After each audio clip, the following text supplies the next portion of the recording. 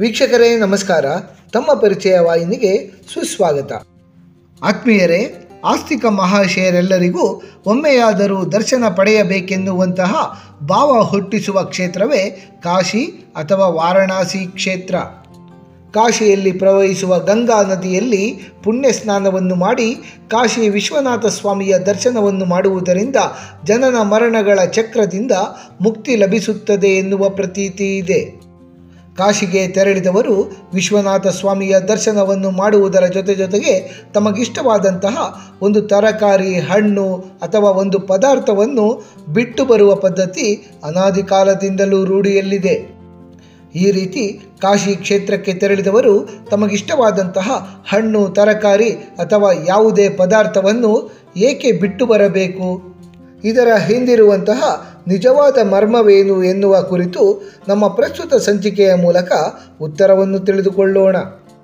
ನಮ್ಮ ಹಿರೀಕರು ಜಾಣರಾಗಿದ್ದರು. ಅವರು ಏನೇ ಒಂದು ಸಂಪ್ರದಾಯವನ್ನು ಆಚರಿಸಿದರೂ ಅದಕ್ಕೆ ಒಂದು ವೈಜ್ಞಾನಿಕ ಕಾರಣವಿದ್ದಿತ್ತು. ನಮ್ಮ ಆಚರಣೆಗಳನ್ನು ನಿಧಾನವಾಗಿ ಪರಾಮರ್ಶೆ ನಡೆಸಿದಾಗ ಒಂದು ಅತ್ಯದ್ಭುತವಾದ ಲೋಕವೇ ಅನಾವರಣಗೊಳ್ಳುತ್ತದೆ. ಹಾಗೆಯೇ ಕಾಶಿಗೆ ತೆರಳಿ ಬಂದವರು ಏನನ್ನಾದರೂ ಬಿಟ್ಟು ಬರಬೇಕು ಎಂಬುದು ಸಹ ಒಂದು ವಿಶೇಷವಾದ ಆಚರಣೆ. ಆದರೆ ಇದರ ಹಿಂದೆ ಒಂದು ಅರ್ಥಗರ್ಭಿತವಾದ ತತ್ವವೇ ಅಡಗಿದೆ. ಹಿಂದಿನ ಕಾಲದಲ್ಲಿ ಸಾರಿಗೆ ವ್ಯವಸ್ಥೆ ಈಗಿನಷ್ಟು ಉತ್ತಮವಾಗಿರಲಿಲ್ಲ. ಆಗ ಕಾಶಿ ಯಾತ್ರೆ ಮಾಡಬಯಸುವವರು ನಡೆದೇ ಕಾಶಿಗೆ ತೆರಳಬೇಕಾಗಿತ್ತು. ಹಾಗಾಗಿಯೇ ಜನರೆಲ್ಲರೂ ತಮ್ಮ ವೃದ್ಧಾಪ್ಯದಲ್ಲಿ ಎಲ್ಲ ವೈಭೋಗಗಳನ್ನು ತೊರೆದು ತಮ್ಮೆಲ್ಲ ಜವಾಬ್ದಾರಿಗಳನ್ನು ಸಹ ಮುಗಿಸಿ ಕಾಲ್ನಡಿಗೆಯಲ್ಲಿ ತೆರಳಿ ವಿಶ್ವನಾಥ ದೇವರ ದರ್ಶನವನ್ನು ಪಡೆಯುತ್ತಿದ್ದರು. ಹೀಗೆ ತೆರಳಿದ್ದವರು ಮನೆಗೆ ಮರಳಿ ವಾಪಸ್ಸು ಬರುತ್ತಿದ್ದರು ಎಂಬ ಖಾತ್ರಿಯೂ ಸಹ ಇರಲಿಲ್ಲ.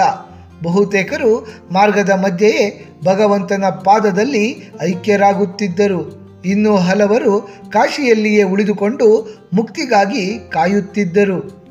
ಎಲ್ಲೋ ಅಪರೂಪಕ್ಕೊಬ್ಬರು ಕಾಶಿ ಕ್ಷೇತ್ರದಿಂದ ಹಿಂದಿರುಗಿ ಬರುತ್ತಿದ್ದರು. ವಾನಪ್ರಸ್ಥಾಶ್ರಮದ ಸಮಯದಲ್ಲಿ ಕಾಶಿಗೆ ತೆರಳುತ್ತಿದ್ದವರೆಲ್ಲರೂ ಹಿಂದಿನ ಕಾಲದಲ್ಲಿ ತಮ್ಮ ಜವಾಬ್ದಾರಿಗಳನ್ನೆಲ್ಲ ಕಳೆದುಕೊಂಡು ಆಸ್ತಿ ಪಾಸ್ತಿ, ಮನೆ ಮಠ, ಸಂಸಾರದ ಬಂಧನಗಳನ್ನೆಲ್ಲ ತೊರೆದು ಕಾಶಿಗೆ ತೆರಳಬೇಕು ಎಂಬ ನಿಯಮವೂ ಇದ್ದಿತ್ತು. ಹೀಗೆ ಮಾಡುವುದರಿಂದ ನಮ್ಮ ಮನಸ್ಸು ಭೌತಿಕ ವಿಷಯಗಳಿಂದ ಮುಕ್ತಿಯನ್ನು ಪಡೆದು ಕೇವಲ ಭಗವಂತರಲ್ಲಿಯೇ ಕೇಂದ್ರೀಕೃತಗೊಳ್ಳುತ್ತಿತ್ತು. ಇದರಿಂದ ಮುಕ್ತಿ ಹೊಂದುವುದು ಸುಲಭವಾಗುತ್ತಿತ್ತು. ಆದರೆ ಪರಿಸ್ಥಿತಿ ಈಗ ಬದಲಾವಣೆಯಾಗಿದೆ. ಮುಂಚಿನಂತೆ ಕಾಶಿಗೆ ತೆರಳುವುದು ಅಷ್ಟು ಕಷ್ಟದ ವಿಷಯವಲ್ಲ.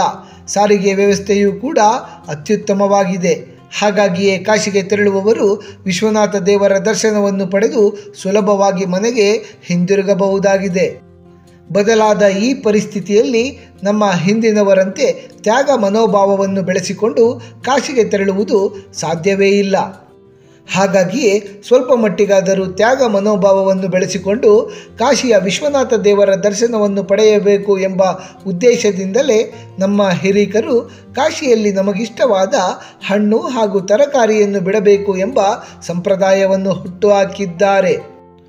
ಹೀಗೆ ಕಾಶಿಯಲ್ಲಿ ತಮಗಿಷ್ಟವಾದ ಒಂದು ತರಕಾರಿ ಹಾಗೂ ಒಂದು ಹಣ್ಣನ್ನು ಬಿಟ್ಟು ಬಂದರೆ ಇಳಿ ವಯಸ್ಸಿನಲ್ಲಿ ಮುಕ್ತಿ ದೊರೆಯುತ್ತದೆ ಎಂಬುದೇ ನಮ್ಮ ಹಿರೀಕರ ನಂಬಿಕೆ. ಕಾಶಿಯಲ್ಲಿ ಒಮ್ಮೆ ಬಿಟ್ಟು ಬಂದಂತಹ ಹಣ್ಣು ಅಥವಾ ತರಕಾರಿಯನ್ನು ಮತ್ತೆ ಸೇವಿಸುವಂತಿಲ್ಲ. ಇದರಿಂದ ಮನಸ್ಸಿನ ನಿಗ್ರಹ ಸಾಧ್ಯವಾಗುತ್ತದೆ. ದೇವರ ಮೇಲೆ ನಮ್ಮ ಮನಸ್ಸನ್ನು ಕೇಂದ್ರೀಕರಣಗೊಳಿಸಲು ಸಹ ಇದು ಅನುಕೂಲಕಾರಿಯಾಗುತ್ತದೆ. ತ್ಯಾಗವೇ ಭಕ್ತಿಯ ಮತ್ತೊಂದು ರೂಪ.